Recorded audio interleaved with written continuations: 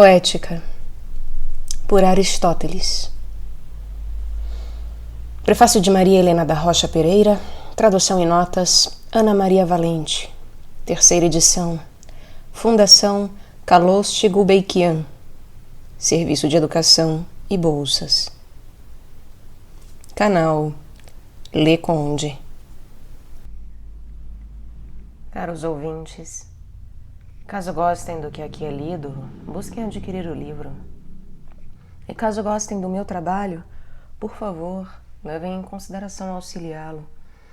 Basta a doação de R$1 para o canal, isso já será muito. Os links estão no descritivo. Há também para a compra de livros, que chegam até mim pela lista da Amazon. Agradeço a todos a presença. Curtam, compartilhem, inscrevam-se. Uma boa escuta a todos.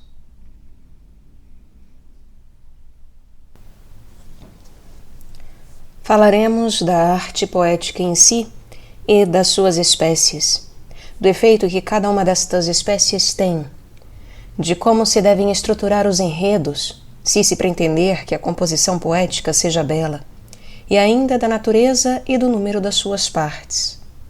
E falaremos igualmente de tudo mais que diga respeito a este estudo, abordando naturalmente, em primeiro lugar, os princípios básicos. A epopeia e a tragédia, bem como a comédia e a poesia ditirâmbica, e ainda a maior parte da música de flauta e de cítara, são todas vistas em conjunto, imitações. Diferem entre si em três aspectos, ou porque imitam por meios diversos, ou objetos diferentes, ou de outro modo e não do mesmo. Assim como uns imitam muitas coisas, reproduzindo-as por arte ou por experiência, através de cores e figuras, e outros através da voz, assim também, nas artes mencionadas, todas realizam imitação por meio do ritmo das palavras e da harmonia, separadamente ou combinadas. Se a música de flauta e de cítara e algumas outras artes similares, como a música de siringe, conseguem expressividade usando apenas a harmonia e o ritmo, a música dos dançarinos imita pelo ritmo em si, sem harmonia, pois os dançarinos, através de movimentos ritmados, imitam não só caracteres, mas também emoções e ações. Todavia, a arte que imita apenas com palavras em prosa ou em verso, podendo misturar-se diferentes metros ou usar um único, chegou até hoje sem nome. Realmente não temos nenhum termo comum para designar os mimos de Sófron e de Xenarco, e os diálogos socráticos, ou a imitação que alguém faz em trímetros, em versos elegíacos ou alguns outros metros similares.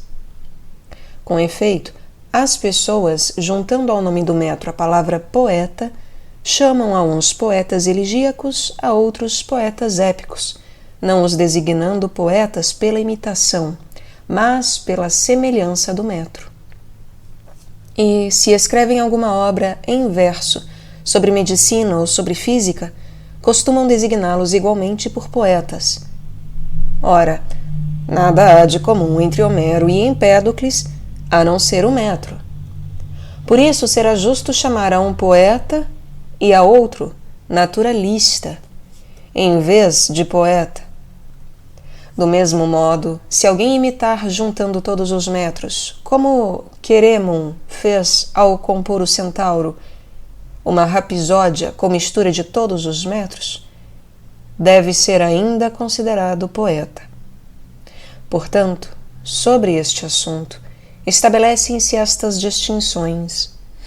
Há algumas artes que se servem de todos os meios mencionados, a saber, o ritmo, a melodia e o metro, tal como a poesia dos ditirambos e a dos nomos, e ainda a tragédia e a comédia. São diferentes porque umas aplicam-nos todos ao mesmo tempo e outras parcialmente. Considero, pois, estas as diferenças dos meios com os quais se realiza a imitação. Uma vez que quem imita representa os homens em ação, é forçoso que estes sejam bons ou maus. Os caracteres quase sempre se distribuem por estas categorias, isto é, todos distinguem os caracteres pelo vício e pela virtude. E melhores do que nós, ou piores, ou tal e qual somos, como fazem os pintores. Polignoto desenhava os homens mais belos, Pauson mais feios, e Dionísio tal qual eram. É evidente que cada uma das espécies de imitação mencionadas terá estas variações, e assim será diferenciada por imitar objetos diferentes.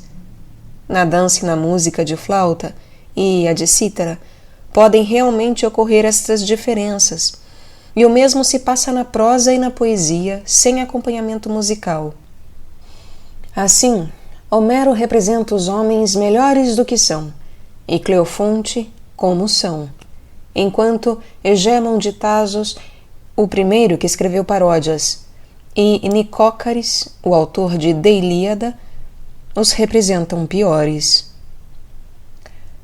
Acontece o mesmo nos ditirambos e nos nomos. Podem representar-se os ciclopes à maneira de Timóteo ou de Filóxeno. Também a tragédia se distingue da comédia neste aspecto. Esta quer representar os homens inferiores, aquela superiores aos da realidade. Há ainda uma terceira diferença: o modo como se imita cada um destes objetos. Com os mesmos meios, podem imitar-se os mesmos objetos, ora narrando, seja tomando outra personalidade como faz Homero, seja mantendo a sua identidade sem alteração, ora representando todos em movimento e em atuação. A imitação existe, pois, com estas três diferenças, como dissemos no início: os meios, os objetos e o modo. Assim, Sófocles seria um imitador igual a Homero, uma vez que os dois representam homens virtuosos, e igual a Aristófanes, porque ambos imitam pessoas em movimento, em atuação. Daí resulta que alguns dizem que as suas obras se chamam dramas, por imitarem os homens em ação. Por isso mesmo os dórios reclamam para si a invenção da tragédia e da comédia. Os megarenses reivindicam a criação da comédia, quer os daqui, como tendo nascido entre eles no tempo da democracia, quer os da Sicília, porque era natural de lá Epicarmo, poeta que foi muito anterior a Quiônides e a Magnes. Alguns dórios do Peloponeso reclamam a autoria da tragédia, tomando as designações como indício. Dizem eles que chamam aos arredores da cidade Comai, enquanto os atenienses chamam Demoi. Portanto, os comediantes não seriam assim denominados com base no verbo comazein, mas porque, expulsos por desprezo da cidade, andaram à deriva pelos Comai. Alegam ainda que, para eles, a palavra que significa atuar é dran, enquanto para os atenienses é praten. Sobre as diferenças, quantas e quais, da imitação, estas palavras serão suficientes. Parece ter havido para a poesia em geral duas causas essas naturais.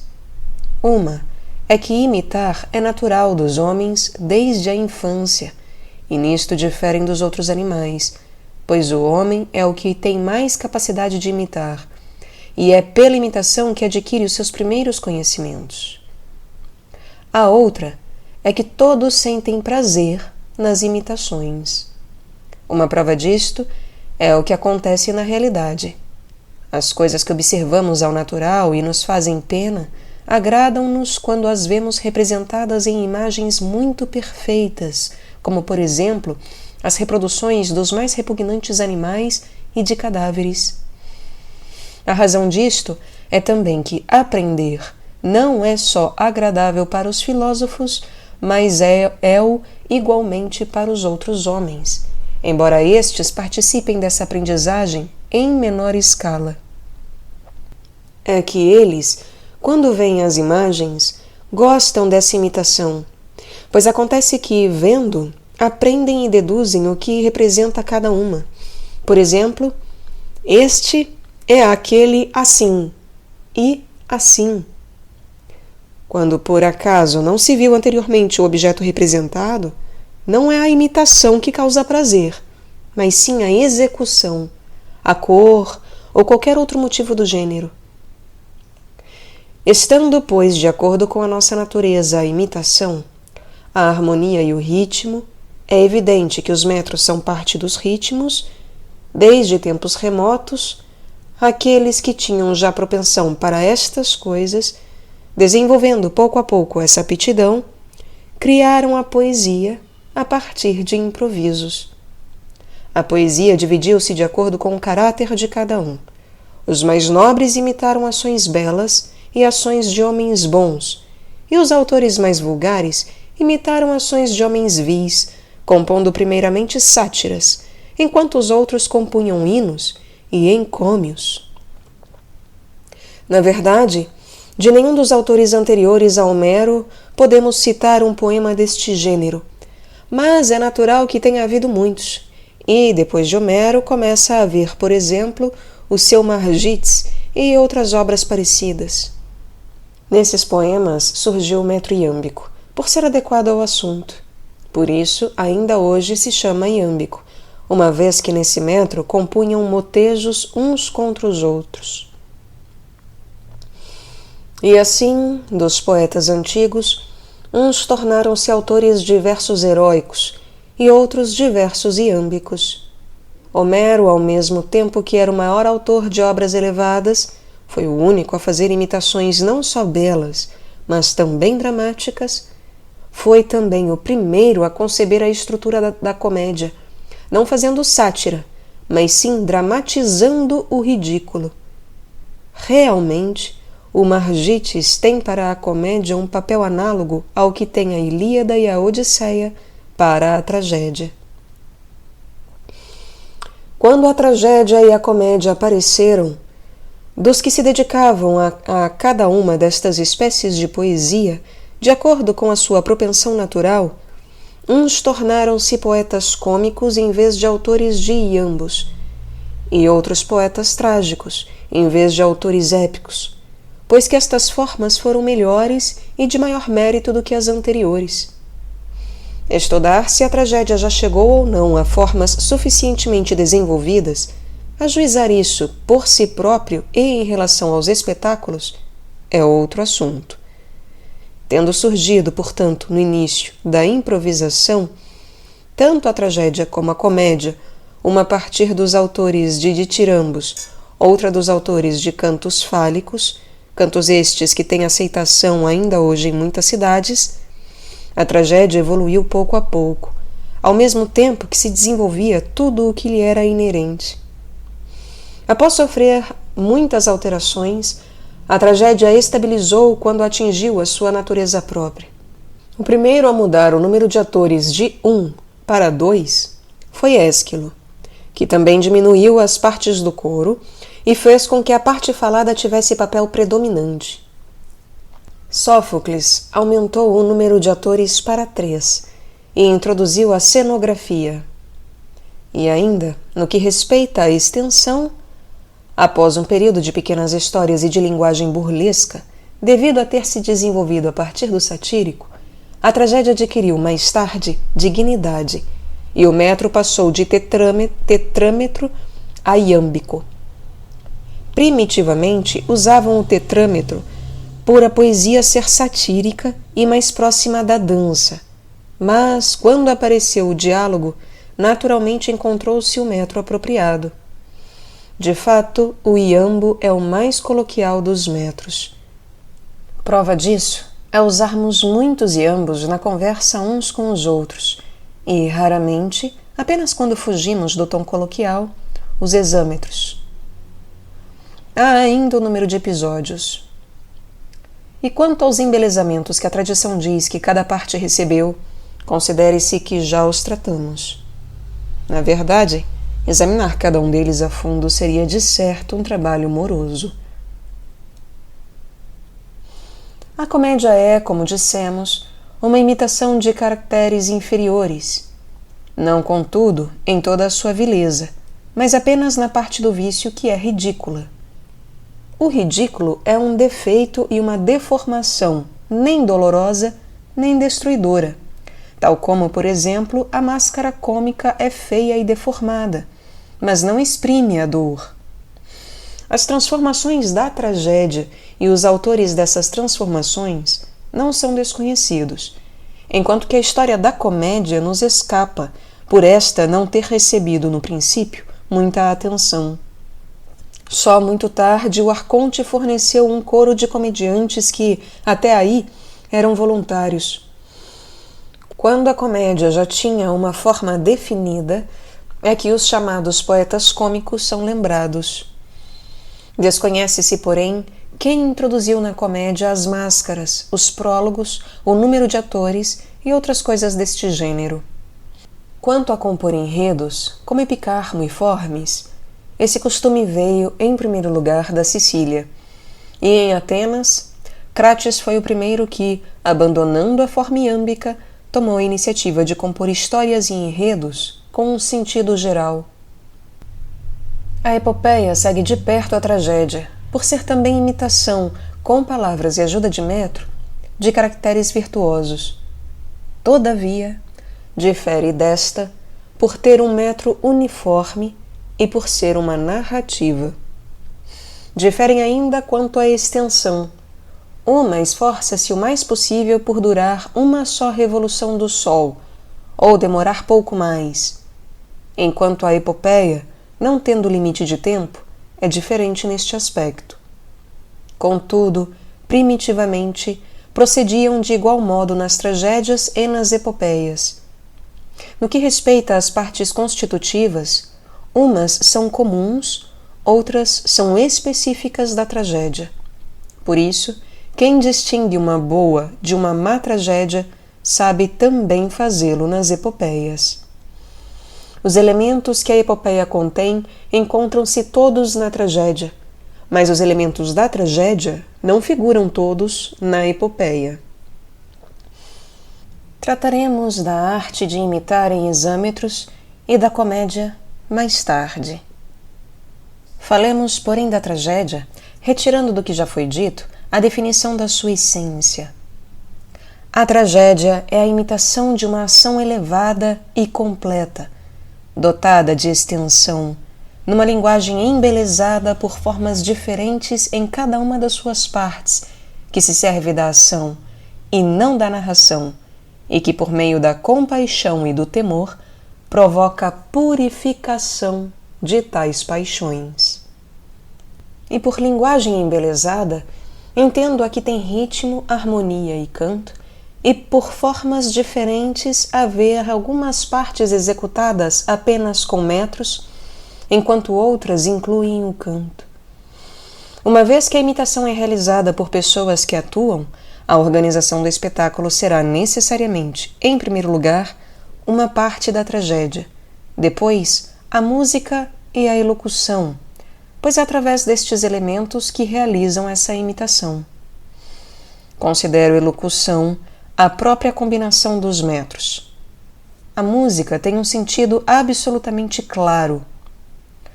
Como a tragédia é a imitação de uma ação e é realizada pela atuação de algumas pessoas que necessariamente são diferentes no caráter e no pensamento, é através disto que classificamos as ações. São duas as causas das ações, o pensamento e o caráter, e é por causa destas ações que todos vencem ou fracassam. O enredo é a imitação da ação, entendendo aqui por enredo a estruturação dos acontecimentos, enquanto os caracteres são o que nos permite dizer que as pessoas que agem têm certas qualidades, e o pensamento é quando elas, por meio da palavra, demonstram alguma coisa ou exprimem uma opinião. É necessário, portanto, que toda a tragédia tenha 6 partes pelas quais é definida. São elas: enredo, caracteres, elocução, pensamento espetáculo e música. Duas partes constituem os meios de imitar. Uma parte, o modo. Três, os objetos da imitação. E para além disto, nada mais existe. Foram muitos, sem dúvida, os que tiveram de escrever com estes elementos, pois tudo tem espetáculo, caráter, enredo e elocução, bem como canto e pensamento. Mas o mais importante de todos é a estruturação dos acontecimentos. É que a tragédia não é a imitação dos homens, mas das ações e da vida. Tanto a felicidade como a infelicidade estão na ação, e a sua finalidade é uma ação, e não uma qualidade. Os homens são classificados pelo seu caráter, mas é pelas suas ações que são infelizes ou o contrário. Aliás, eles não atuam para imitar os caracteres, mas os caracteres é que são abrangidos pelas ações. Assim, os acontecimentos e o enredo são o objetivo da tragédia. E o objetivo é o mais importante de tudo. Além disso, não haveria tragédia sem ação, mas poderia haver sem caracteres. As tragédias da maior parte dos poetas modernos não têm caracteres. E o mesmo acontece com muitos poetas de um modo geral e assim também entre os pintores, com Zeux em oposição a Polignoto. É que Polignoto é um bom pintor de caracteres, enquanto que a pintura de Zeux não tem nenhum caractere. Além disso, se um poeta juntar palavras que exprimem caráter e que estão bem elaboradas quanto à elocução e ao pensamento, não realizará a função da tragédia, uma vez que esta, mesmo sendo inferior nesses aspectos, consegue muito mais, porque tem enredo e estruturação das ações. De todos estes elementos, aqueles em que a tragédia exerce maior atração são as partes do enredo, isto é, as peripécias e os reconhecimentos. Mais uma prova disso é que os autores principiantes conseguem, em primeiro lugar, aperfeiçoar-se na elocução e nos caracteres e só depois estruturar as ações. E o mesmo acontece com quase todos os poetas antigos. O enredo, pois, é o princípio e como que a alma da tragédia, e em segundo lugar vêm então os caracteres. É algo semelhante ao que se vê na pintura. Se alguém trabalhasse com as mais belas tintas, todas misturadas, não agradaria tanto como se fizesse o esboço de uma imagem. A tragédia é a imitação de uma ação, e é através desta, principalmente dos homens que atuam. Em terceiro lugar, está o pensamento. Consiste em ser capaz de exprimir o que é possível e apropriado, o que na oratória é função da arte política e da retórica. Os antigos poetas faziam as suas personagens falar como políticos e os atuais fazem-nos falar como retores. O caráter é aquilo que revela qual a decisão, como naqueles casos em que não é claro se uma pessoa aceita ou recusa, e por isso não exprimem caráter as palavras nas quais quem fala não aceita nem recusa coisa alguma. E o pensamento aparece quando demonstram se alguma coisa é ou não assim, ou quando enunciam alguma ideia em geral. Em quarto lugar, ainda relacionada com as palavras, vem a elocução.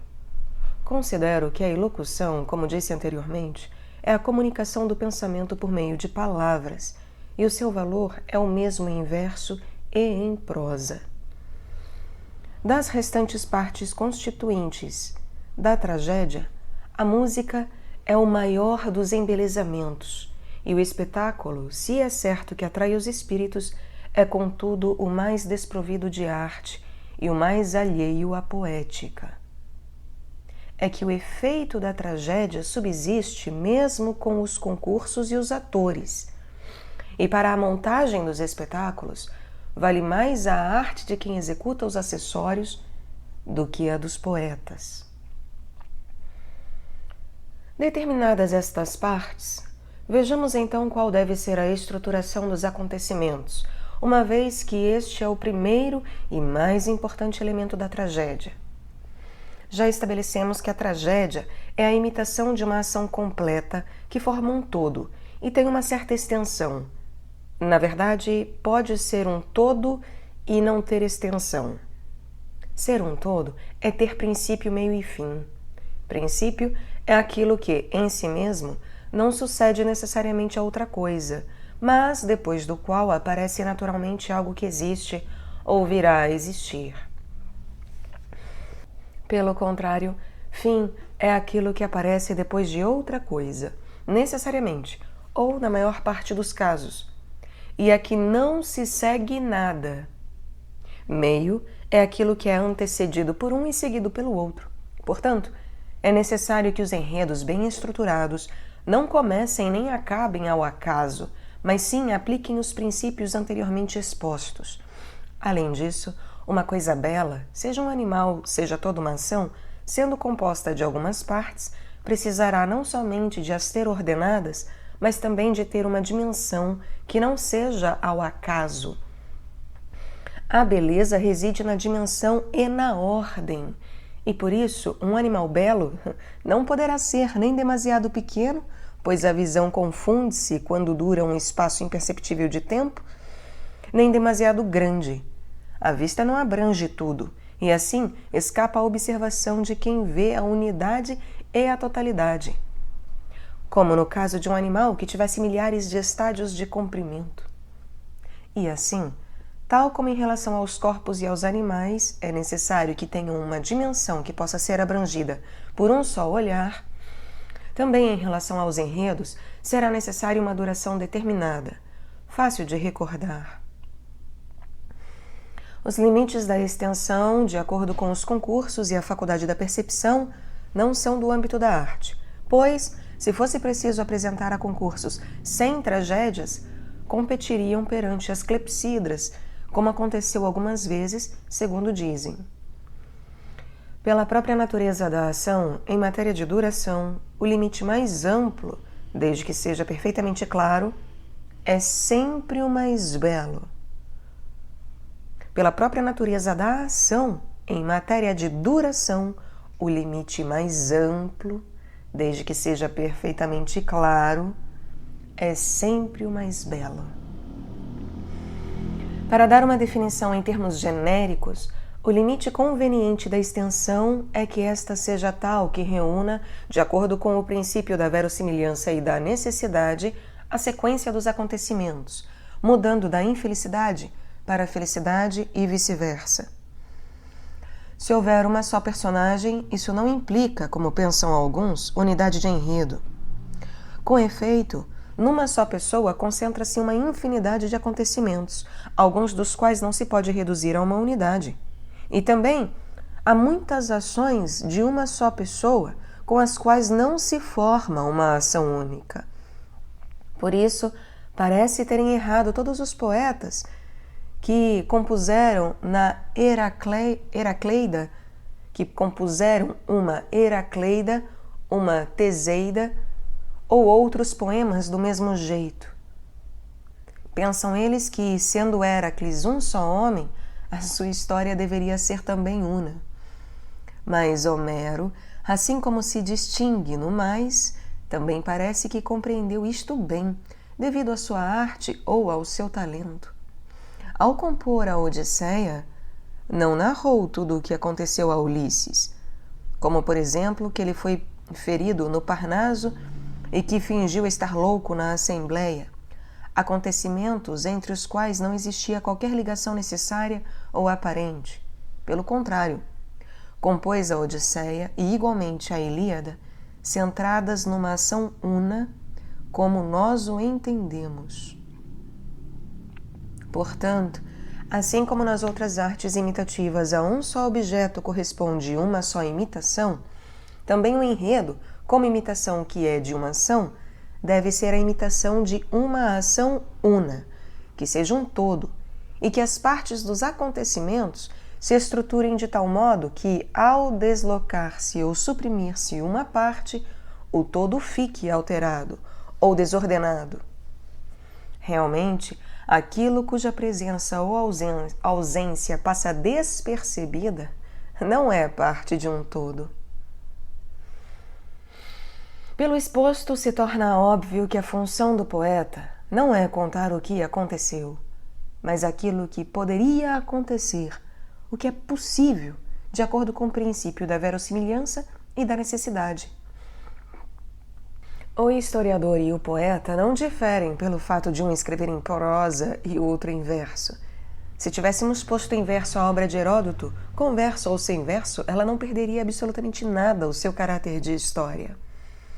Diferem é pelo fato de um relatar o que aconteceu e o outro o que poderia acontecer.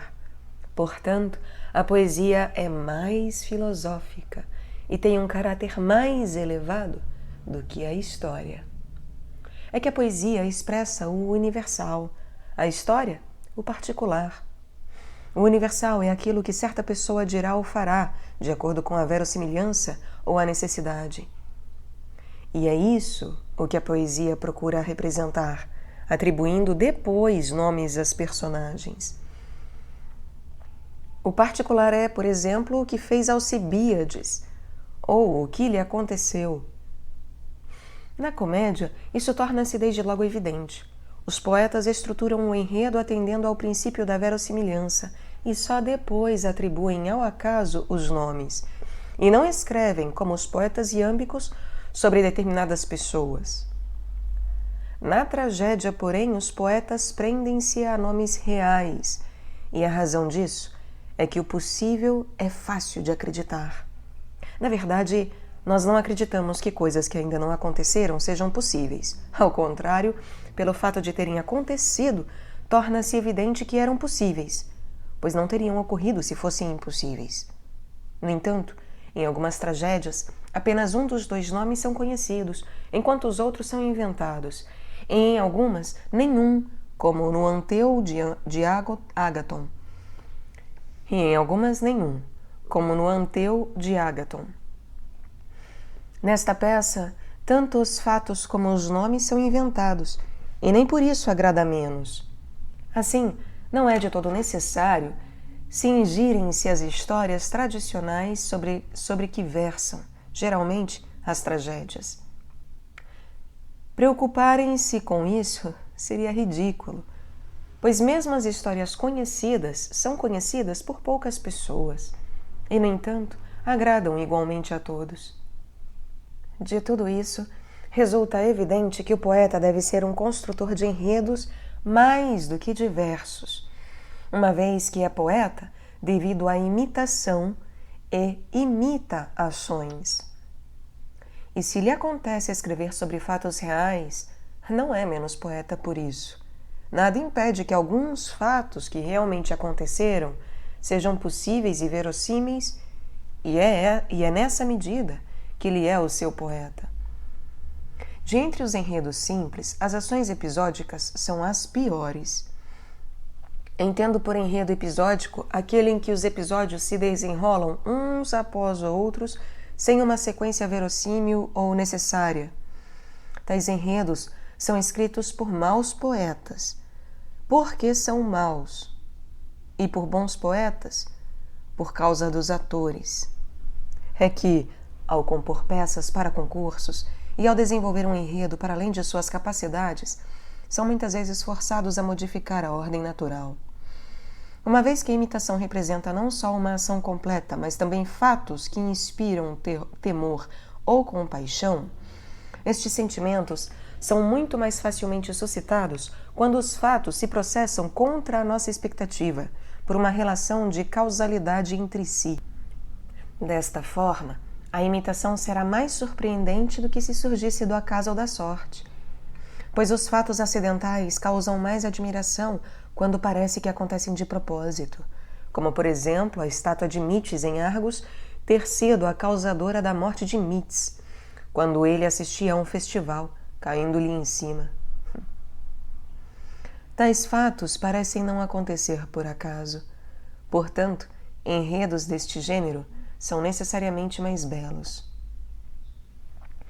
Há enredos simples e complexos, pois as ações que os enredos imitam apresentam, pela sua própria natureza, uma distinção similar. Considero a ação simples aquela que, como foi definido, é coerente e una, e em que a mudança de fortuna se produz sem peripécias nem reconhecimentos. Será complexa quando a mudança for acompanhada de reconhecimento ou peripécias, ou ambas as coisas. E estas coisas devem surgir da própria estrutura do enredo, de forma que resultem de acontecimentos anteriores e ocorram de acordo com o princípio da necessidade e da verossimilhança. É muito diferente uma coisa acontecer por causa de outra ou depois de outra. É muito diferente uma coisa acontecer por causa de outra ou depois de outra. Peripécia é, como foi dito, a mudança dos acontecimentos para o seu reverso, mas isto, como costumamos dizer, de acordo com o princípio da verossimilhança e da necessidade. Assim, no Édipo, o mensageiro que chega com a intenção de alegrar Édipo e de o libertar dos seus receios em relação à mãe, depois de revelar quem ele era, produz o efeito contrário. E no Linceu elevado como quem vai para a morte, e Dana-o segue-o como quem vai matá-lo. Mas o desenrolar dos acontecimentos leva à morte deste e à salvação daquele.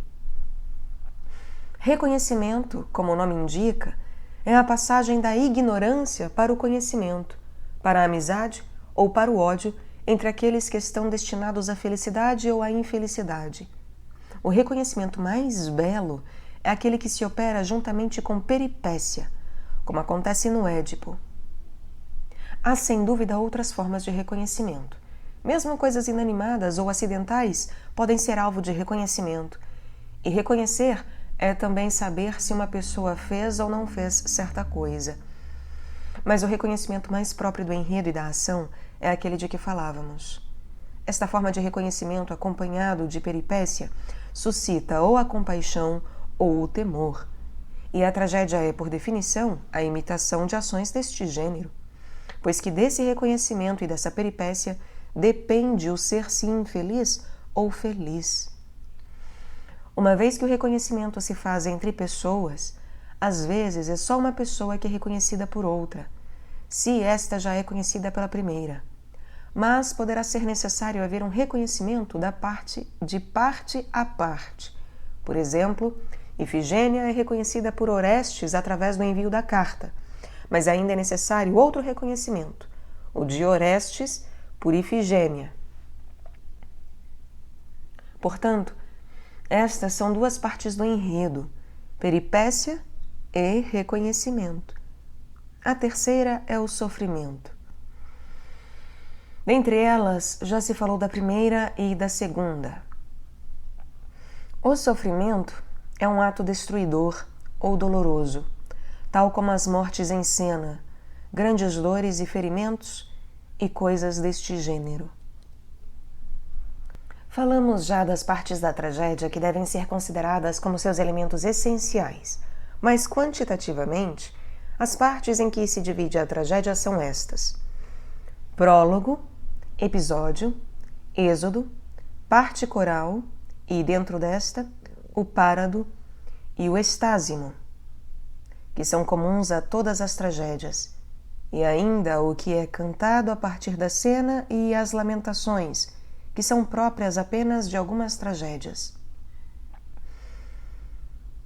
Estas partes podem ser observadas em Prometeu Acorrentado, que está gravado aqui no canal.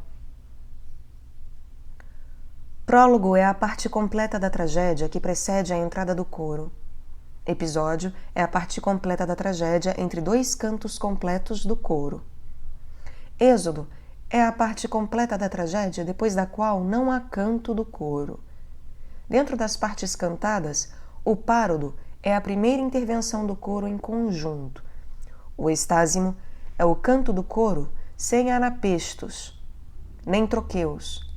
E a lamentação é um canto plangente entoado em comum pelo coro e pela cena. Tínhamos, portanto, anteriormente falado das partes da tragédia que se devem usar como seus elementos essenciais e, quantitativamente, as partes em que ela se divide, que são as que acabamos de mencionar. Na sequência do que foi dito, é necessário referir agora o que se deve visar e o que se deve evitar na composição dos enredos, e ainda de que modo será cumprida a função da tragédia.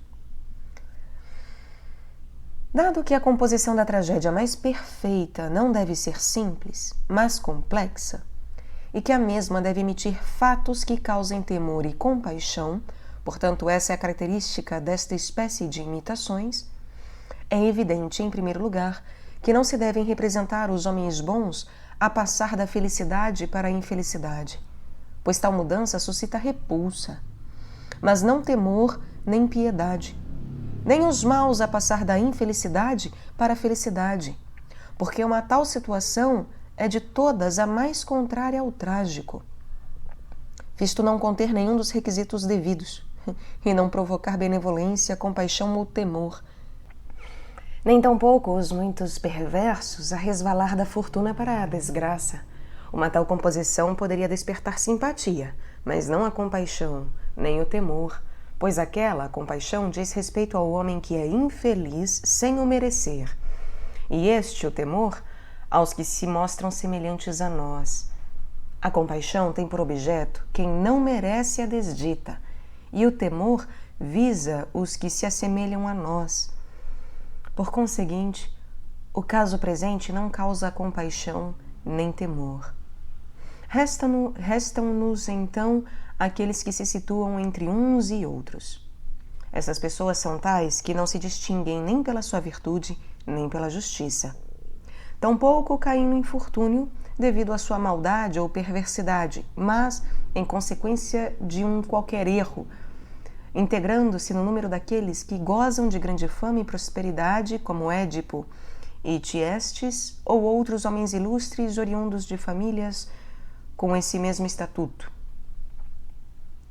É, pois, forçoso que um enredo, para ser bem elaborado, seja simples, de preferência a duplo, como pretendem alguns, e que a mudança se verifique não da infelicidade para a aventura, mas, pelo contrário, da prosperidade para a desgraça, e não por efeito da perversidade, mas de um erro grave, cometido por alguém dotado das características que defini, ou de outras melhores, de preferência a piores. Os fatos demonstram-no. Primeiramente, os poetas aproveitavam qualquer história ao acaso, e agora as mais belas tragédias são compostas sobre um número reduzido de famílias, como, por exemplo, sobre Alquimeon, Édipo, Orestes, Meleagro, Tiestes, Téléfo e quantos outros a quem aconteceu sofrer ou causar desgraças terríveis. Do ponto de vista da arte poética, esta é, por conseguinte, a estrutura da tragédia mais perfeita. Portanto, estão igualmente errados aqueles que censuram Eurípides por fazer isto nas suas tragédias, muitas das quais terminam na infelicidade. Isto é, como se disse, correto. A melhor prova disto é que, nos concursos dramáticos, as tragédias deste gênero, se forem bem feitas, revelam-se as mais trágicas, e Eurípides, se é certo que não estrutura bem outros aspectos, mostra ser, no entanto, o mais trágico dos poetas. Em segundo lugar, vem a estrutura considerada por alguns a melhor, isto é, a que é dupla como a da Odisseia, e que termina de maneira oposta para os bons e para os maus. Parece ser a mais bela devido à tibieza do auditório. Os poetas orientam-se pelos espectadores e compõem de acordo com as suas preferências. Este prazer não é próprio da tragédia, mas sim, essencialmente, da comédia. Aqui, os que na história tradicional são ferozes inimigos, como Orestes e Egisto, saem no fim amigos, e ninguém mata ninguém. O temor e a compaixão podem realmente ser despertados pelo espetáculo e também pela própria estruturação dos acontecimentos, o que é preferível e próprio de um poeta superior. É necessário que o enredo seja estruturado de tal maneira que quem ouvir a sequência dos acontecimentos, mesmo sem os ver, se arrepie de temor e sinta compaixão pelo que aconteceu. Isto precisamente sentirá quem ouvir o enredo do Édipo. Mas produzir este efeito através do espetáculo revela menos arte e está dependente da encenação. E os que através do espetáculo não produzem temor, mas apenas terror, nada têm de comum com a tragédia. Não se deve procurar na tragédia toda espécie de prazer, mas a que lhe é peculiar. E uma vez que o poeta deve suscitar, através da imitação, o prazer inerente à compaixão e ao temor, é evidente que isso deve ser gerado pelos acontecimentos.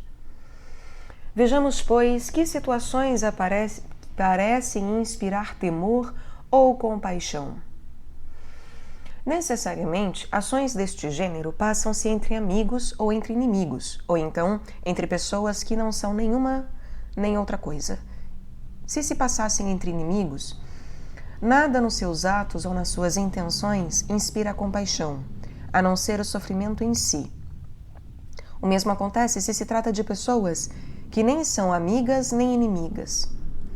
Mas se o sofrimento ocorre entre pessoas de família, como, por exemplo, se o irmão mata, tenta matar ou faz qualquer coisa deste gênero ao seu irmão, ou o filho ao pai, ou a mãe ao filho, ou o filho à mãe, esses são os casos que devem ser aproveitados. As histórias tradicionais, por exemplo, a morte de Clitemnestra, às mãos de Orestes, e a de Erífila, as de Alquimeon, não devem ser alteradas, mas o poeta deve, ele próprio, ser criativo e usar bem os dados tradicionais. Explicaremos de forma mais clara o que entendemos por usar bem. A ação pode desenrolar-se com conhecimento e consciência das personagens, como faziam os antigos poetas e como Eurípides também representou Medeia a matar os filhos. As personagens podem ainda praticar uma ação terrível na ignorância, vindo mais tarde a conhecer a relação de parentesco, como no Édipo de Sófocles. Este é um caso que está fora da ação da peça, mas pode estar inserido na própria tragédia, como em Alquimeon, de Astidamante, ou como Telégono no Ulisses Ferido. Um terceiro caso possível é alguém, por ignorância, pensar fazer qualquer coisa de irreparável, mas descobrir o parentesco antes de agir. E dentro deste campo, não há outras possibilidades. As personagens necessariamente praticam a ação ou não, com conhecimento ou sem conhecimento. Destes casos, o pior é estar a ponto de conscientemente praticar a ação e não a praticar. Isto é repugnante e não é trágico, pois não se consuma o ato destruidor. Por isso, ninguém procede assim, a não ser raramente, como Émon em relação a Creonte em Antígona. Em segundo lugar, o caso em que a ação é executada. Melhor é quando se age na ignorância e se descobre a relação de parentesco depois de o fato se ter consumado. Isso não se nos afigura repugnante, e o reconhecimento produz o assombro. O melhor caso é o último, ou seja, do gênero do Cresfontes, em que Mérope está a ponto de matar o filho e não o mata, mas o reconhece. Ou na Ifigênia, em que a irmã reconhece o irmão. Ou ainda na Ele, em que o filho reconhece a mãe quando estava prestes a entregá-la. Por isso, como anteriormente se disse, as tragédias não são sobre um grande número de famílias. Na verdade, os poetas foram procurando e encontraram, não por arte, mas por acaso, o efeito a alcançar nos seus enredos. tiveram então de se voltar para estas famílias, no seio das quais ocorreram sofrimentos desse gênero. Sobre a estruturação dos acontecimentos e como devem ser os enredos, dissemos já o suficiente. No que diz respeito aos caracteres, há 4 aspectos que se devem ter em vista, e o primeiro e mais importante é que os caracteres sejam bons. Haverá caráter se, como se disse, as palavras ou as ações da personagem mostrarem que está animada de um certo propósito, e o caráter será bom se esse propósito for bom. O caráter bom pode existir em todos os tipos de personagem. Uma mulher pode ser boa e bem assim um escravo, embora aquele seja talvez um ser inferior e este inteiramente vil. O segundo aspecto a tomar em conta é que os caracteres sejam apropriados. Um caractere pode ter valentia, mas não é próprio de uma mulher ser valente e esperta. O terceiro aspecto é a semelhança dos caracteres conosco. Isso é diferente de fazer o caráter bom e apropriado como foi definido. O quarto aspecto é a coerência do caráter. Se se imita alguém incoerente e se tradicionalmente lhe é atribuído esse tipo de caráter, também é necessário que seja coerentemente incoerente. Temos um exemplo de maldade de caráter não necessária em Menelau, no Orestes. De caráter inconveniente e desajustado, são exemplos o lamento de Ulisses, no Sila, e o discurso de Melanippe. E de caráter incoerente, a Ifigênia em Áulide, pois a Ifigênia suplicante não tem qualquer semelhança com a Ifigênia do resto da peça. Tanto nos caracteres como na estrutura dos acontecimentos, deve-se procurar sempre ou o necessário ou o verossímil, de maneira que uma personagem diga ou faça o que é necessário ou verossímil, e que uma coisa aconteça depois de outra, de acordo com a necessidade ou a verossimilhança. É claro que o desenlace dos enredos deve resultar do próprio enredo, e não de uma intervenção ex machina, como na Medeia, ou como na Ilíada, na altura do embarque. Mas deve usar-se esse artifício em coisas que se passam fora da ação da peça, ou coisas que aconteceram antes dela e que um mortal não conhece, ou coisas futuras que devem ser preditas e anunciadas. Com efeito, atribuímos aos deuses o dom de ver tudo.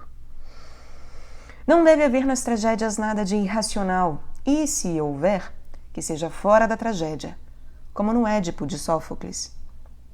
Uma vez que a tragédia é a imitação de homens melhores do que nós, deve seguir-se o exemplo dos bons pintores de retratos. Estes, fazendo os homens iguais a nós e respeitando a sua forma própria, pintam-nos mais belos. Assim, o poeta, quando imita homens irascíveis, negligentes ou com outros defeitos deste gênio no seu caráter, deve representá-los como são e, ao mesmo tempo, como homens admiráveis, da mesma forma que Homero representou Aquiles nobre, mas não modelo de inflexibilidade. Devem, pois, observar-se estes princípios e, além disso, as questões que necessariamente acompanham o sentir poético. Aqui neste âmbito, com frequência, se cometem erros. Sobre isto, disse o suficiente em outras obras publicadas. O reconhecimento já foi anteriormente definido. Entre as espécies de reconhecimento, a primeira, a que tem menos arte e a que os poetas mais usam por falta de engenho, é o reconhecimento através de sinais. Destes sinais, uns são congênitos, como a lança que tinham os filhos da terra, ou como as estrelas no Tiestes de Carcino. Outros são adquiridos depois de nascer, e destes, uns estão no corpo, como cicatrizes, outros fora do corpo, como os colares, e como no tiro por meio de um barco. Estes sinais podem ser mais ou menos bem aproveitados, como por exemplo Ulisses, que por causa de sua cicatriz foi reconhecido de uma maneira pela ama e de outra pelos guardadores de porcos. Os reconhecimentos que surgem como prova, e todos os deste gênero, têm menos arte, enquanto os que acompanham uma peripécia, como no episódio do banho, são melhores. A segunda espécie são os reconhecimentos forjados pelo poeta e, por isto mesmo, sem arte. Assim, Orestes na Ifigênia revela que é Orestes. Ifigênia é reconhecida pela carta, mas ele próprio diz o que o poeta quer e não o que o enredo quer. Isto aproxima-se muito do erro já mencionado, uma vez que ele poderia também trazer alguns sinais. Mais um exemplo deste tipo de reconhecimento é a voz da lançadeira no Tereu de Sófocles. A terceira espécie é através da recordação, quando, ao ver alguma coisa, se dá o reconhecimento, como no Cíprios de Diceógenes, em que a personagem, ao ver o quadro, chorou, e na narrativa de Alcínoe, em que Ulisses, ao ouvir o citaredo, se recorda e chora, e por isso se opera o reconhecimento. A quarta espécie decorre de um raciocínio, como por exemplo nas Coéforas. Abre aspas, alguém parecido com Electra chegou. Ninguém é parecido com ela, a não ser Orestes. Logo, foi Orestes que chegou. Fecha aspas. Outro exemplo é o do sofista Políido sobre Ifigênia. Diz ele que seria verossímil Orestes pensar que, se a irmã fora sacrificada, também a ele aconteceria ser sacrificado. E no Tideu de Teodectes, o pai pensa que, tendo vindo para encontrar o filho, vai ele próprio morrer. Ou ainda, nos Fineidas, quando viram o local, as mulheres compreenderam o seu destino, isto é, que lhes estava destinado morrer naquele lugar, pois que aí tinham sido expostas. Há ainda um reconhecimento baseado num falso raciocínio do público, como no Ulisses ou o falso mensageiro. O distender do arco, coisa que mais ninguém era capaz de fazer, é inventado pelo poeta, e é uma suposição, e também seria se ele dissesse reconhecer o arco que nunca vira. É fazer um falso raciocínio, pensar que, por causa disso, ele será reconhecido. O melhor de todos os reconhecimentos é o que decorre dos próprios acontecimentos, quando o espantoso surge no meio dos fatos verossímeis, como no Édipo de Sófocles e na Ifigênia, em que é verossímil que ela quisesse enviar uma carta. Realmente, só reconhecimentos deste gênero dispensam sinais e colares inventados. Em segundo lugar, os melhores são os que decorrem de um raciocínio. Devem estruturar-se os enredos e completá-los com a elocução, pondo-os o mais possível diante dos olhos.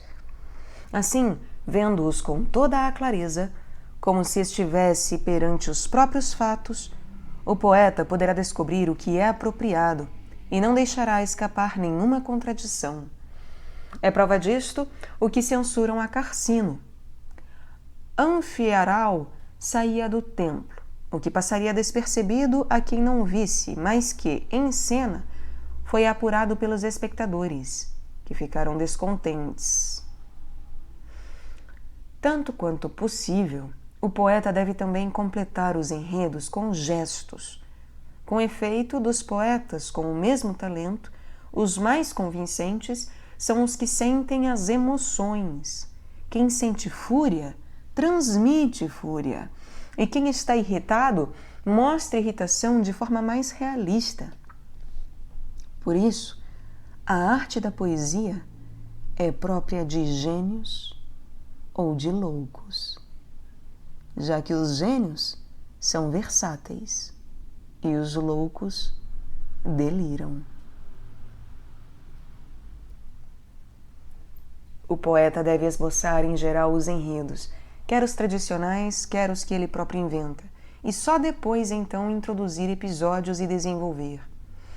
Entendo por esboçar em geral o exemplo de Ifigênia, uma jovem, tendo sido oferecida em sacrifício e tirada secretamente aos que iam sacrificá-la, é levada para outro país, onde era lei imolar à deusa os estrangeiros, e torna-se sacerdotisa desse culto. Tempos depois, aconteceu ao irmão da sacerdotisa chegar a este país, pois um deus lhe ordenara, a razão desta ordem está fora do geral, que viesse ali. Mas o objetivo da sua vinda não pertence ao enredo.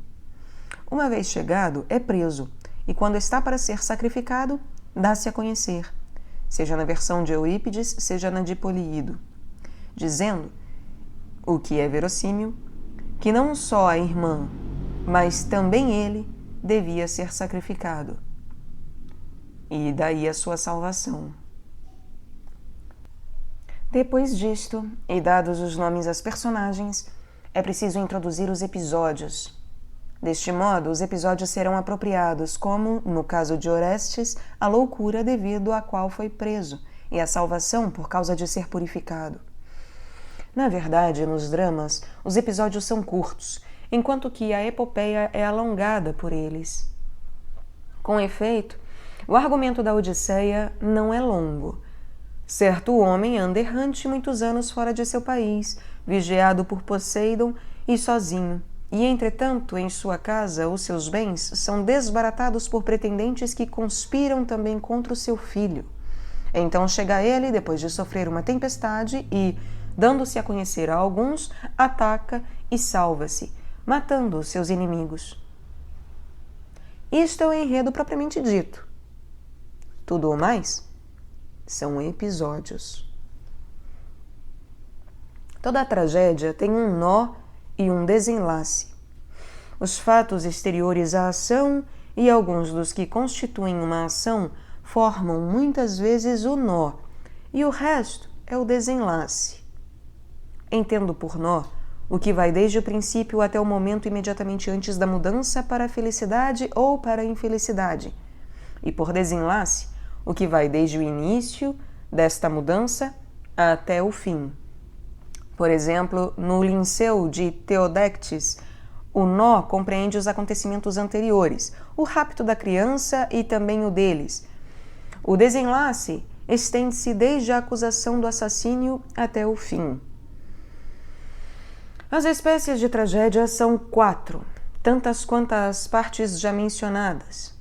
A tragédia complexa, em que tudo é peripécia e reconhecimento. A tragédia de sofrimento, como as peças de Ájax e sobre Ixião.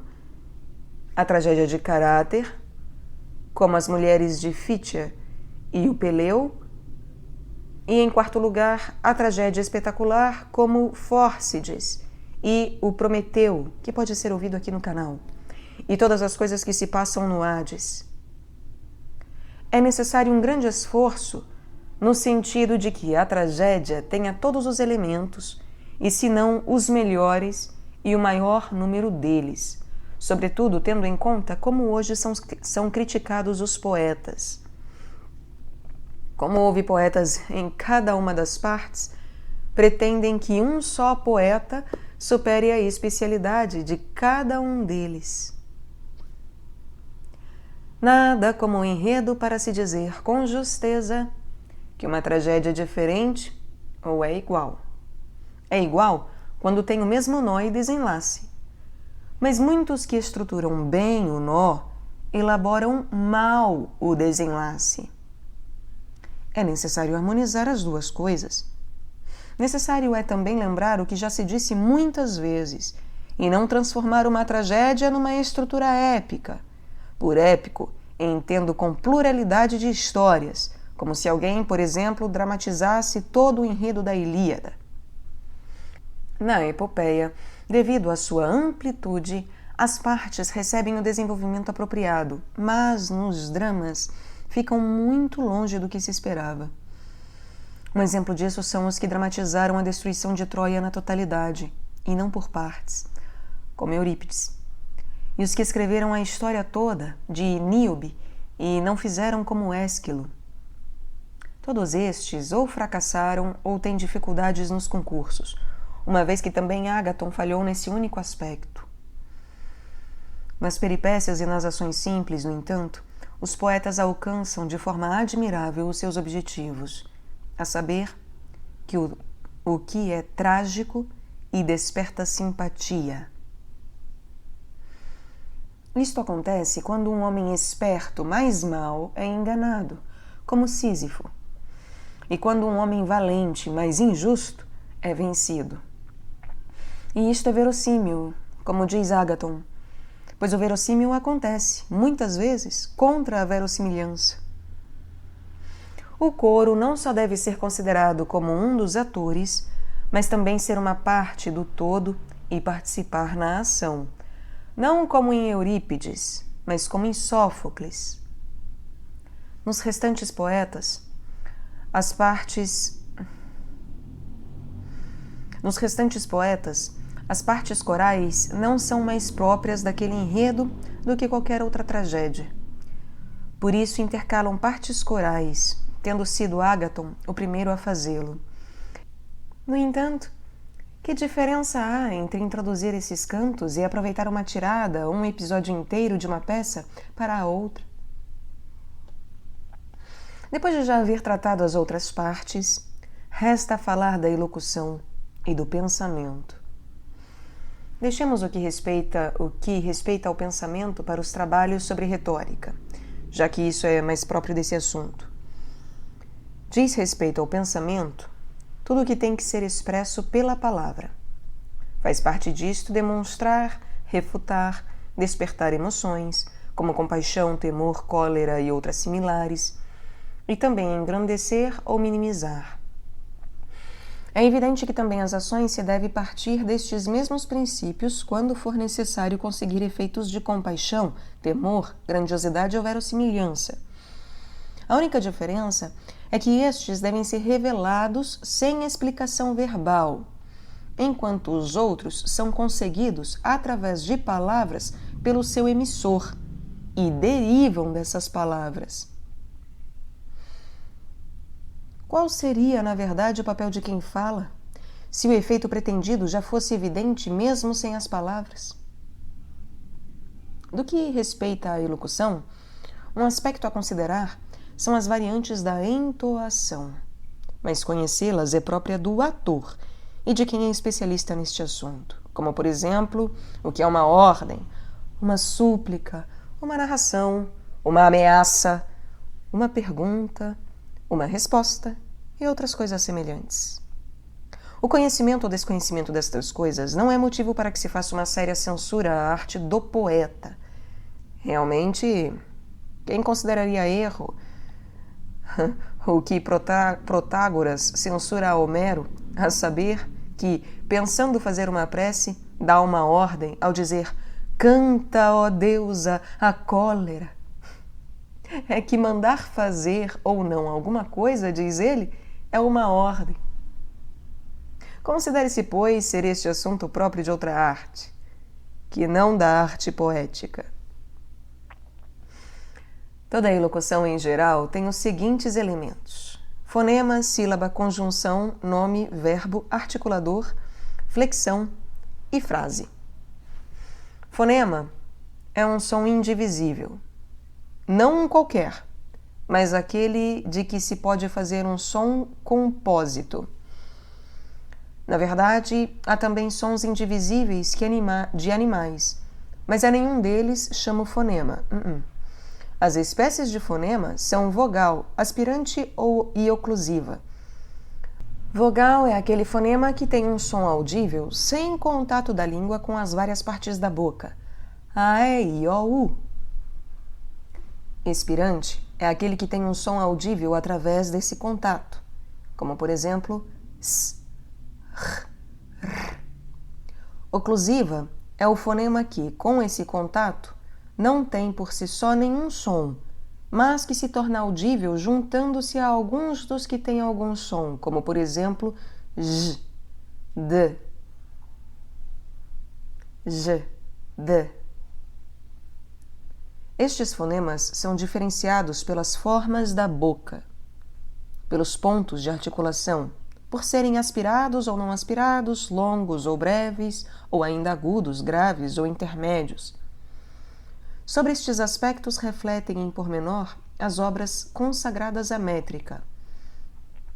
A sílaba é um som sem significado, composto de um fonema surdo e de outro sonoro. A gr é sílaba sem A, gra, e com A, gra, ou seja, gra. Porém, examinar estas diferenças é também próprio da métrica. A conjunção é um som sem significado que nem impede nem produz um som significativo único a partir da junção de vários sons e que pode colocar-se tanto nos extremos como no meio da frase, mas que não deve figurar sozinho no seu início, como é o caso de men, etoi, de. Ou então um som não significativo que dá origem a que se crie de vários sons significativos um único som com significado. O articulador é um som desprovido de significado que indica o princípio, o fim ou a divisão de uma frase, como, por exemplo, amphi, peri e outros. Ou então um som sem significado que nem impede nem produz, a partir de vários sons, um som significativo, um só som significativo que, por natureza, se coloca tanto nos extremos como no meio. O nome é um som composto, significativo, sem ideia de tempo e de que nenhuma parte é, por si mesma, significativa. Na verdade, nas palavras compostas, não empregamos os seus componentes como significando alguma coisa isoladamente. Por exemplo, em Teodoro, Doro não tem significado. O verbo é um som composto, significativo, com ideia de tempo, do qual nenhuma parte tem só por si significado, como nos nomes. Na verdade, homem ou branco não indicam quando, mas caminha ou caminhou acrescentam ao seu sentido a ideia de presente e passado, respectivamente. A flexão é própria do nome ou do verbo e transmite ideias de deste ou para este e outras semelhantes. Singular e plural como homem ou homens, e ainda modos de expressão de pessoa da pessoa que fala, como seja a interrogação e a ordem. Assim, ele caminhou? Ou caminha tu? São, de acordo com essas distinções, flexões do verbo.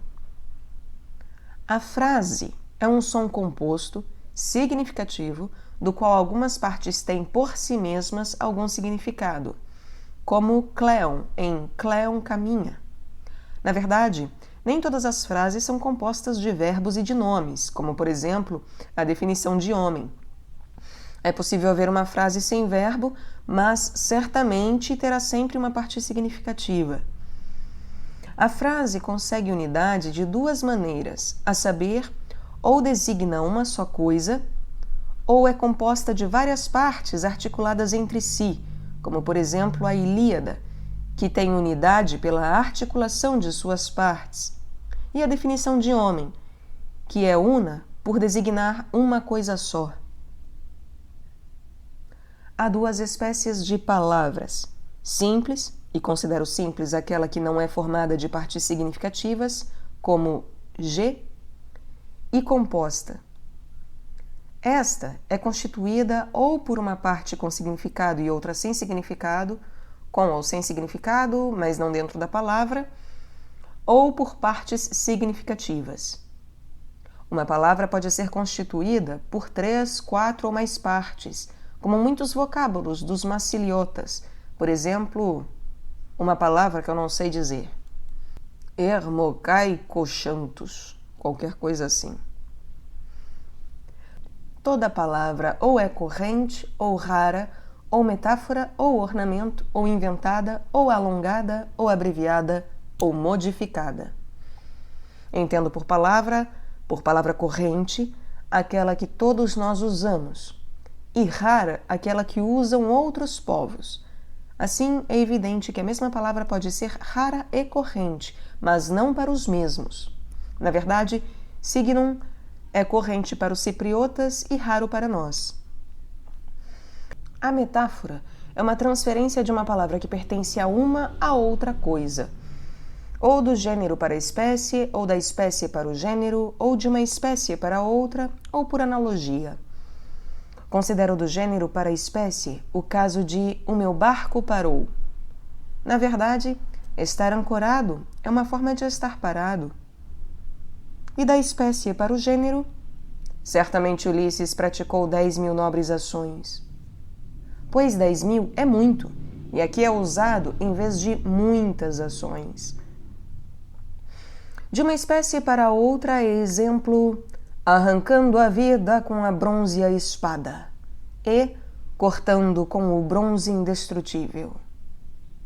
É que, neste caso, arrancar significa cortar, e cortar significa arrancar, e ambos querem dizer tirar alguma coisa. E, por analogia, entendo quando o segundo termo está para o primeiro, como o quarto está para o terceiro. Assim, o poeta usará o quarto em vez do segundo, ou o segundo em vez do quarto. Às vezes, acrescentam ao termo que usam aquele que ele está a substituir. Dou um exemplo. A taça está para Dioniso como o escudo está para Ares. Assim, dir-se-á que a taça é o escudo de Dioniso e que o escudo é a taça de Ares. Ou a velhice está para a vida como entardecer para o dia. Poderá dizer-se então que o entardecer é a velhice do dia, ou como Empédocles, que a velhice é o entardecer da vida, ou o crepúsculo da vida. Todavia, em alguns casos de analogia, não existe palavra apropriada, mas proceder-se-á exatamente da mesma maneira. Por exemplo, espalhar a semente é semear, mas o espalhar da luz pelo sol não tem designação própria.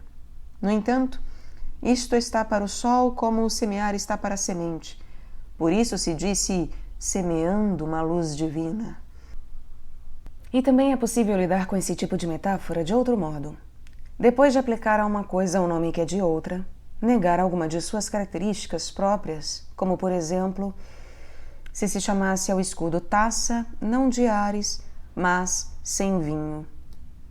Palavra inventada é aquela que, não sendo em geral usada por ninguém, é estabelecida pelo próprio poeta, e parece que são assim alguns nomes como Irnugas, com o significado de chifres, e areteira, com o de sacerdote.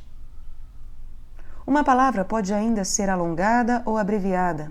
Alongada se emprega uma vogal mais longa do que a lhe própria, ou uma sílaba intercalada. Abreviada se lhe omitiu alguma coisa. Exemplo de palavra alongada. Pode-se estudar latim, que se encontrará esses exemplos lá com toda certeza. Os daqui em grego, eu não tenho a mínima ideia. A palavra abreviada como cri, do e mia, e algumas outras aqui. Enfim. E a palavra é modificada quando, daquela que se usa, se conserva uma parte e se acrescenta outra, como dexiterum em vez de dexium. Imagino eu que seja assim, não tenho a menor ideia. Dos nomes propriamente ditos, uns são masculinos, outros femininos, e outros intermédios. Masculinos são os que terminam em NRS e nas consoantes compostas a partir destes, e são duas, PS e KS. Femininos, os que terminam naquelas vogais que são sempre longas, como eta, ômega, e ainda a longo. Verifica-se, pois, igual quantidade de terminações para os masculinos e os femininos, já que psi, cas são compostos. Nenhum nome termina em oclusiva, nem em vogal breve. Só 3 nomes acabam em i. Meli, comi, peperi, imagino eu. Em u, 5. Os nomes intermédios terminam nestas e em N-S. A principal qualidade da elocução é ser clara, mas não banal. A principal qualidade da elocução é ser clara, mas não banal. De fato, a que é composta de palavras correntes é muito clara, mas vulgar. Um exemplo é a poesia de Cleofonte e a de Stênelo. Em contrapartida, é excelente e evita a vulgaridade aquela que usa palavras estranhas. Por estranha, entendo a palavra rara, a metáfora, a palavra alongada e tudo que for contra o que é corrente. Mas se alguém usar na sua composição tudo isso, resultará um enigma e um barbarismo. Enigma, se usar metáforas. Barbarismo, se aplicar palavras raras. A característica própria do enigma é dizer coisas reais associando-as a coisas impossíveis. Na verdade, não se pode fazer isto através da combinação de outras palavras, a não ser de metáforas, como, por exemplo, vi um homem que colava com fogo bronze sobre um homem, e outras semelhantes. Das palavras raras resulta o barbarismo. Portanto, é preciso fazer de tudo isto, por assim dizer, uma mistura. Assim, nem se fará uma coisa banal nem vulgar, já que se usa a palavra rara, a metáfora, o ornamento e outras espécies mencionadas. Mas, por outro lado, a palavra corrente dará clareza. Para a clareza e não banalidade da elocução, contribuem também, em grande parte, os alongamentos, as abreviações e as alterações das palavras. Assim, por ter alguma coisa fora do habitual e se afastar do que é costume, não se tornará banal, mas, porque também partilha do que é usado, manterá a clareza. Por conseguinte, os que censuram tal forma de linguagem e os que ridicularizam o poeta fazem-no sem razão, como Euclides, o antigo, segundo o qual é fácil compor se alguém se permitir fazer alongamentos tanto quanto quiser, e ele próprio fez versos satíricos nessa mesma linguagem. Abre aspas. Vi Epícaris a caminhar para a maratona e, não misturando o eléboro daquele homem, fecha aspas. Portanto, usar, por assim dizer, ostensivamente este modo de expressão é ridículo. É necessária uma medida moderada e, por igual, de todas as partes da elocução. Quem usar metáforas, palavras raras e outras formas de expressão de maneira inconveniente, conseguirá o mesmo resultado como se quisesse atingir o ridículo. Quanto é diferente usar aquilo que convém, pode observar-se nos versos épicos, introduzindo palavras correntes no seu metro. Se, em vez da palavra rara, das metáforas e das outras formas, alguém aplicar palavras correntes, verá que falamos verdade. Como quando Ésquilo e Eurípides compuseram o mesmo verso iâmbico substituindo apenas uma palavra rara, em vez de uma usada habitualmente. Um verso parece belo e o outro banal. Na verdade, Ésquilo, no Filoctetes, escreveu uma ferida que come as carnes do meu pé. Eurípides, em vez de come, usou devora. Uma ferida que devora as carnes de meu pé. E também, e agora, sendo pequeno, frágil e desprezível, se alguém substituir por palavras correntes e disser, e agora, sendo baixo, fraco e feio, ou ainda, pondo no chão um assento miserável e uma mesa reduzida, por pondo no chão um assento grosseiro e uma mesa pequena. E as praias bradam, por as praias gritam. Além disso, Arífrades satirizava os poetas trágicos porque usavam expressões que ninguém empregaria na conversação, como, por exemplo, do palácio fora, e não fora do palácio, e de tu, ou então, mas eu a ele próprio, e ainda de Aquiles em volta, em vez de em volta de Aquiles e tantas outras semelhantes. Na verdade, é porque todas estas formas não se encontram entre as expressões correntes que o poeta consegue a não vulgaridade da elocução. Mas Arífrades ignorava isso. É importante aplicar convenientemente cada um dos modos de expressão mencionados, tanto as palavras compostas como as raras, e ser, acima de tudo, bom nas metáforas. De fato, esta é a única coisa que não se tira de outrem, e é sinal de talento. Metáfora é sinal de talento, porque construir bem uma metáfora é o mesmo que percepcionar as semelhanças. Entre as palavras, as compostas são mais adequadas aos ditirambos, as raras aos versos épicos e as metáforas aos versos iâmbicos. Nos versos épicos pode utilizar-se tudo o que foi mencionado. Nos iâmbicos, porque se limita o mais possível à linguagem corrente, convém as palavras que se usariam na língua falada. São elas a palavra corrente, a metáfora e o ornamento. Sobre a tragédia e sobre a imitação através da ação, parece-nos suficiente o que foi dito. No que respeita à imitação através da narração e em verso, é necessário, como nas tragédias, construir enredos dramáticos e em volta de uma ação única e completa que tenha princípio, meio e fim, para que, tal como um ser vivo único e inteiro, produza um prazer próprio. E, evidentemente, a sua estrutura não deve ser igual à das narrativas históricas, nas quais é forçoso que se faça a exposição não de uma só ação, mas de um só período de tempo, de tudo o que nesse tempo aconteceu a uma ou a várias pessoas, cada uma das quais se liga às outras, como o acaso determinou.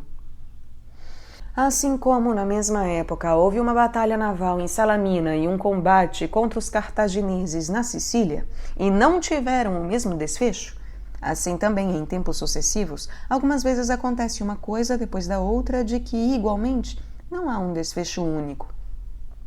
No entanto, é essa a prática da quase maioria dos poetas.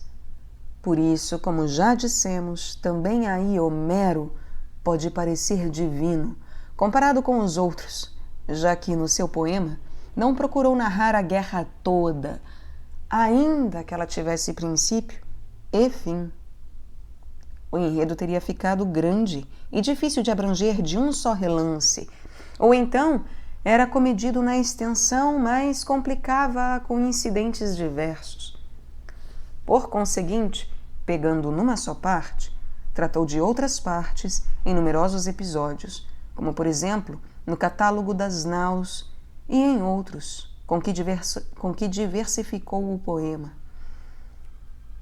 Os outros poetas, em contrapartida, escrevem sobre uma só personagem, ou sobre um só tempo, ou sobre uma só ação, com muitas partes, como o poeta dos Cantos Cíprios e o da Pequena Ilíada.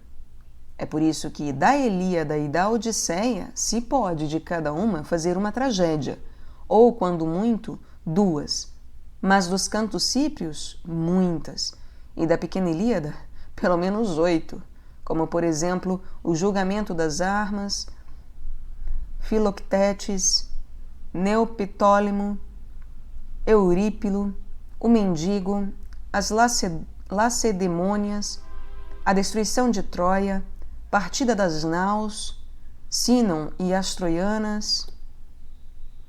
Além disso, é preciso que a epopeia tenha as mesmas espécies que a tragédia, a saber, ou simples ou complexa, ou de caráter ou de sofrimento, e também as mesmas partes, à exceção da música e do espetáculo.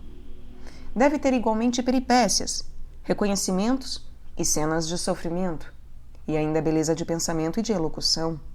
Tudo isto Homero usou em primeiro lugar e na perfeição. Assim, na verdade, compôs ele cada um dos seus poemas, a Ilíada, simples e de sofrimento, e a Odisseia, complexa, com reconhecimento ao longo de todo o poema e de caráter. E, além disso, superou todos na elocução e no pensamento. A epopeia difere da tragédia na extensão da composição e no metro.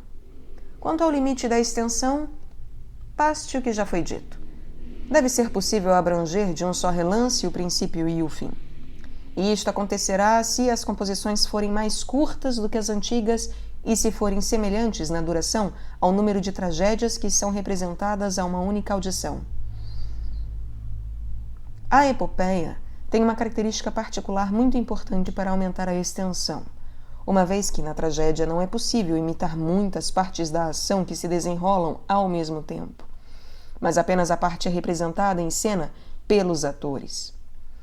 Em contrapartida, na epopeia, por ser uma narração, é possível apresentar muitas ações realizadas simultaneamente, através das quais, desde que sejam apropriadas ao assunto, se aumenta a elevação do poema.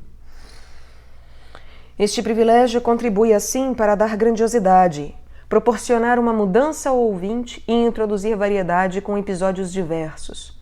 Com efeito, a monotonia, que rapidamente sacia, faz as tragédias fracassarem. Como resultado da experiência, o metro heróico revelou-se apropriado. Se alguém fizesse uma imitação narrativa em qualquer outro metro, pareceria inadequado.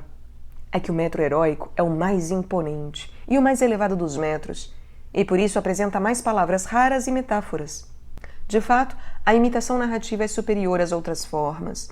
Enquanto os trímetros iâmbicos e os tetrâmetros trocaicos são movimentados, estes próprios da dança e aqueles da ação. Seria ainda mais absurdo se alguém os misturasse, como queremon. Por isso, ninguém fez um poema longo em outro metro que não o heróico, mas, como dissemos, a própria natureza ensina a escolher o que lhe é conveniente. Homero, sendo digno de louvor por muitos motivos, em especial, porque é o único poeta que não ignora o que lhe compete a ele fazer. De fato, o poeta em si deve dizer o menos possível, pois não é através disso que faz a imitação. Os outros intervêm eles mesmos durante todo o poema e imitam pouco e raramente.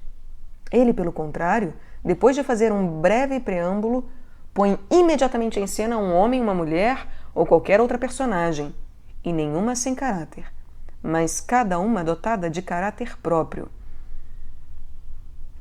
Realmente nas tragédias deve-se criar o maravilhoso, mas na epopeia é mais possível o irracional, principal fonte do maravilhoso, já que não se está a ver quem pratica a ação. Por isso, posta em cena, a perseguição a Heitor pareceria ridícula, uns parados e sem o perseguirem, e aqueles a fazerem um sinal negativo com a cabeça. Mas na epopeia isso passa despercebido. O maravilhoso dá prazer. A prova é que todos fazem narrativas acrescentando qualquer coisa de maneira a agradar. Além do mais, Homero ensinou os outros poetas a dizer falsidades de maneira certa. É isto o paralogismo. Os homens fazem este raciocínio. Se isto existe, logo também existe aquilo. Ou, se isto acontece, logo também acontece aquilo. Ou seja, se o segundo existe, também existe ou acontece o primeiro. Mas isto é falso. Por isso, se o primeiro for falso, mas de tal modo que, se existisse, o segundo teria de existir ou acontecer, é preciso acrescentar ao primeiro o segundo. Por saber que este último é verdadeiro, o nosso espírito deduz erradamente que o primeiro é como ele. Exemplo disto é a cena do banho.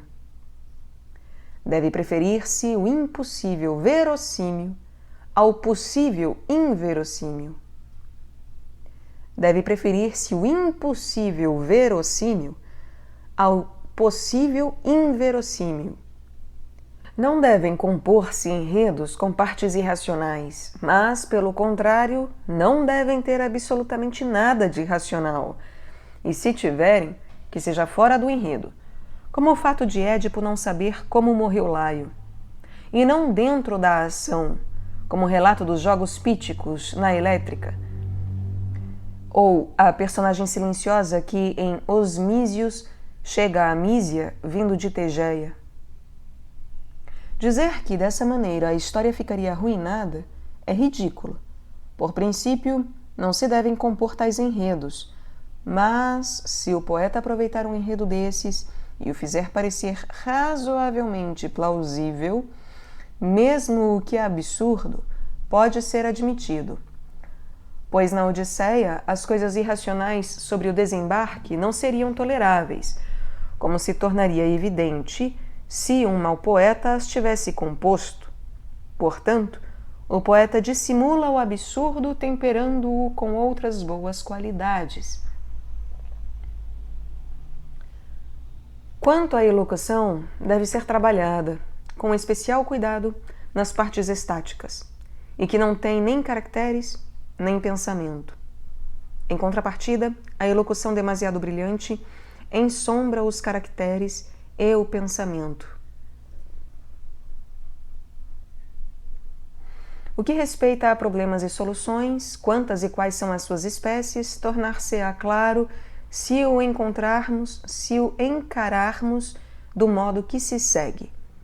Uma vez que o poeta é um imitador, como um pintor ou qualquer outro criador de imagens, imita sempre necessariamente uma de três coisas possíveis: ou as coisas como eram, ou são realmente, ou como dizem e parecem, ou como deviam ser. E isto exprime-se através da elocução em que há palavras raras, metáforas e muitas modificações da linguagem. Na verdade, essa é uma concessão que fazemos aos poetas. Além disso, a ideia de correção da política e da poética não é a mesma, nem a da outra arte e da poética. O erro da poética em si pode ser duplo: o que diz respeito a si mesma e o que é acidental. Na verdade, se o artista escolher imitar e não for capaz, é um erro da arte poética em si.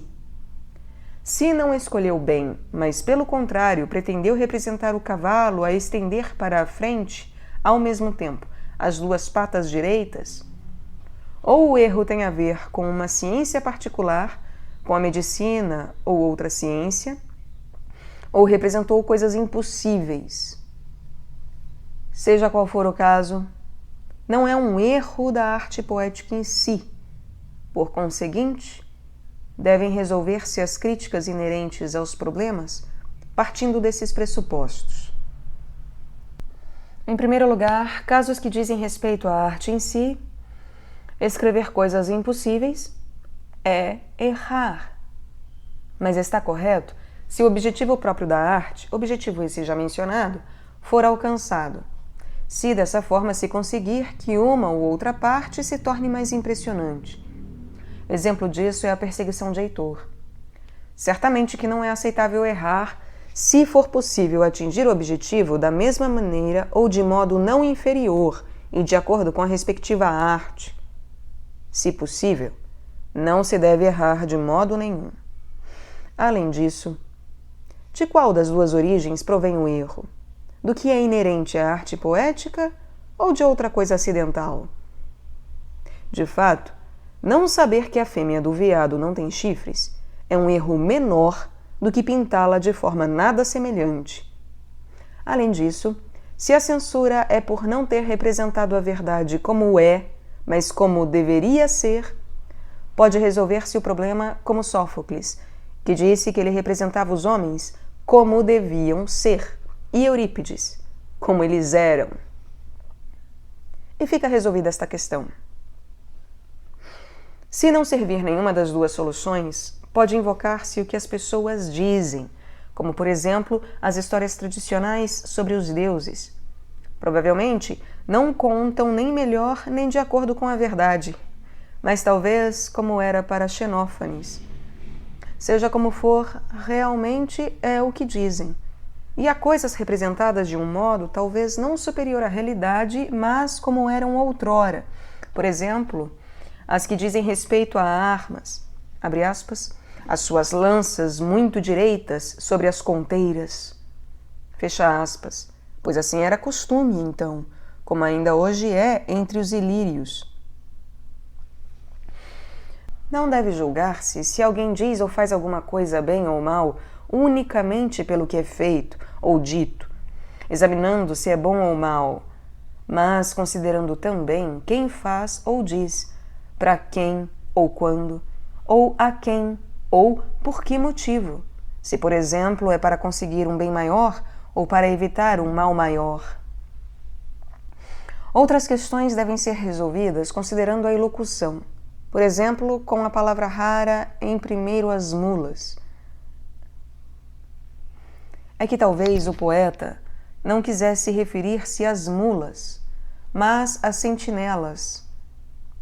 E, ao falar de Dólon, que tinha francamente mau aspecto, não quer dizer com corpo disforme, mas com cara feia, já que os cretenses usam com bom aspecto para designar quem tem um rosto formoso. E ainda faz uma mistura mais forte do vinho. Não é mais forte como para os ébrios, mas mais rápida.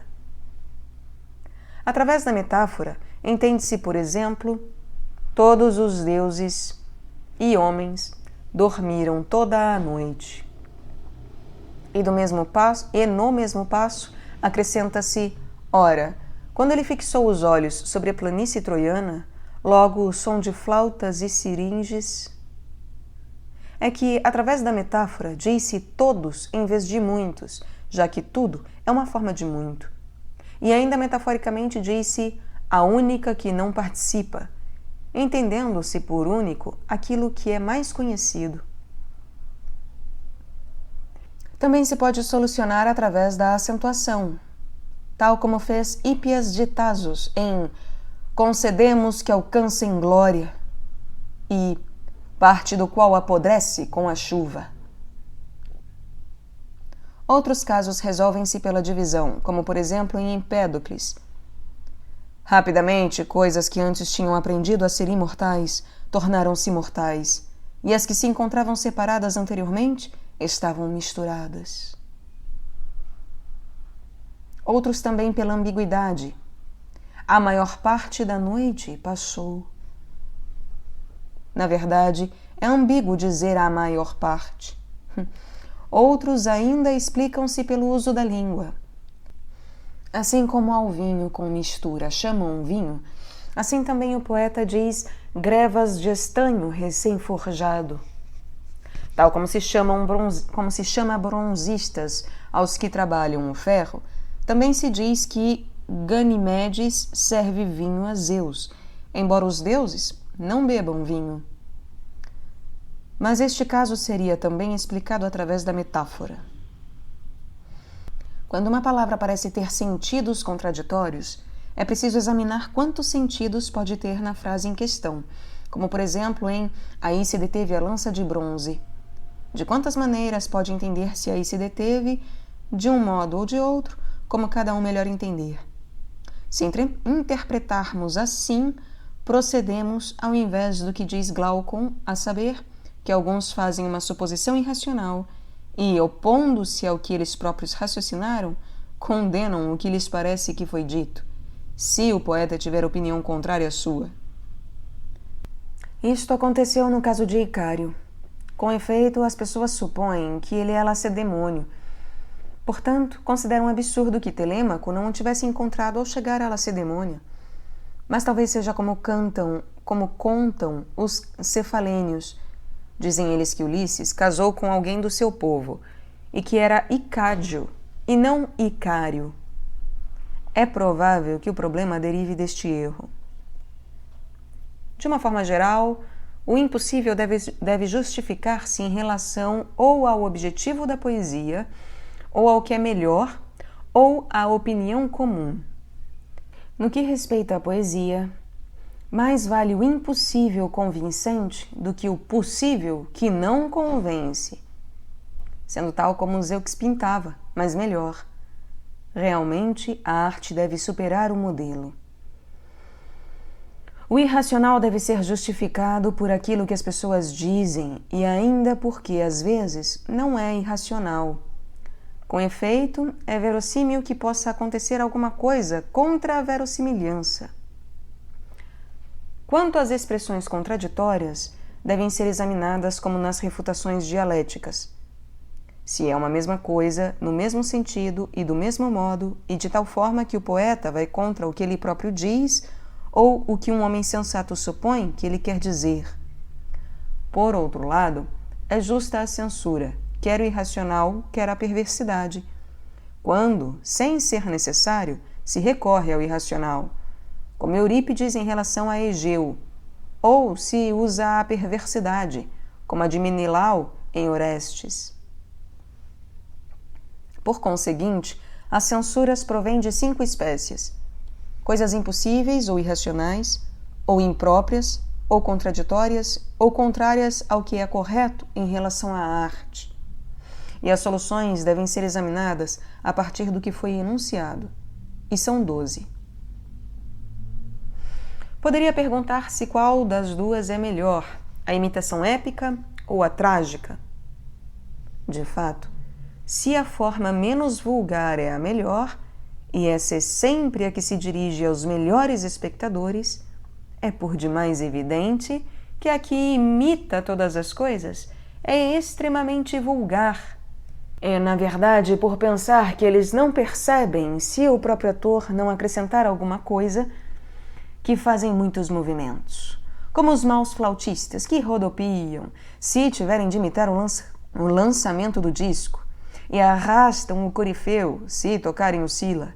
E realmente, a tragédia é assim. Da mesma forma que os primeiros atores criticavam os seus sucessores. Minisco chamava Acalípides macaco, porque ele era muito exagerado. E igual opinião havia também sobre Píndaro. Estes atores estão em relação aos mais velhos, como toda arte trágica está em relação à epopeia.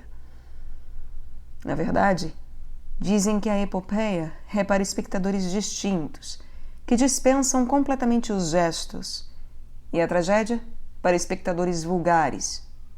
Portanto, se é vulgar, é evidente que será inferior. Mas, em primeiro lugar, a acusação é feita não à arte do poeta, mas do ator, uma vez que também um rapisodo, como é Sosistrato, pode exagerar nos gestos, bem como quem canta em concurso, como fazia Minasiteu de Oponte. Em segundo lugar, nem todo o movimento é reprovável, como nem toda dança, mas apenas o dos maus atores, o que precisamente se censurava a Calípides, e se censura ainda agora a outros, na medida em que imitam mulheres de baixa condição. Além disso, a tragédia, tal como a epopeia, mesmo sem nenhum movimento, produz o seu efeito próprio. De fato, a sua qualidade é visível através da leitura. Realmente, se é superior em outras coisas, dessa nem sequer precisa. E depois é melhor, porque tem tudo que a epopeia tem, já que até pode usar o mesmo metro e tem ainda um elemento que não é de menos importância, como a música e o espetáculo, através dos quais se produzem os mais vivos prazeres. Por conseguinte, tem vivacidade tanto na leitura como nas representações. E também realiza o objetivo da imitação numa extensão menor. Com efeito, o que é mais concentrado agrada mais do que o que é diluído em muito tempo. E dou o exemplo de alguém que, eventualmente, pusesse Édipo de Sófocles em tantos versos quanto os que a Ilíada tem. Mais ainda, a imitação dos poetas épicos tem menos unidade. A prova é que, de qualquer imitação épica, podem nascer várias tragédias. E, portanto, se porventura eles compuserem um enredo único, ou parecerá frouxo, por ser exposto de forma concisa, ou diluído, porque segue a extensão do metro épico. Refiro-me ao caso de ser composto de várias ações, tal como a Ilíada tem muitas partes deste gênero e a Odisseia, cujas partes têm também por si mesmas uma extensão própria. E, sem dúvida, estes poemas foram compostos o melhor possível e também o mais possível como imitação de uma única ação. Por conseguinte, se a tragédia se distingue em todas estas coisas e ainda no efeito próprio da arte, pois estas imitações devem produzir não um prazer qualquer, mas o que já foi referido, é evidentemente superior à tragédia, uma vez que atinge o seu objetivo melhor do que a epopeia. Portanto, sobre a tragédia e a epopeia, quer sobre elas em si, quer sobre as suas espécies e partes, quantas são e em que diferem, quais as causas de serem boas ou não, e sobre os problemas e soluções, disse o suficiente.